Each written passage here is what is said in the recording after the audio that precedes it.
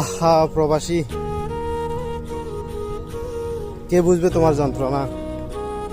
একজন প্রবাসী যন্ত্রণা শুধু কিছু প্রবাসী বুঝে, তাছাড়া বাইরে থেকে কেউ অনুভব করতে পারে না। একটা প্রবাসী নিজেকে কতটা ডিপ্রেশনের মধ্যে রেখে নিজের পরিবারকে হাসি মুখে রাখে, সেটা শুধু একজন প্রবাসী ভালো জানে।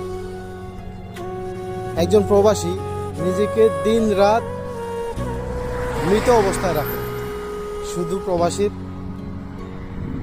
বডিটা জীবিত থাকে, তার মনটা হয়তো জীবিত থাকে না।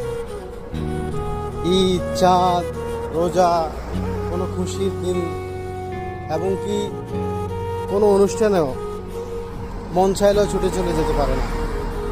সেটাই হচ্ছে একজন প্রবাসী।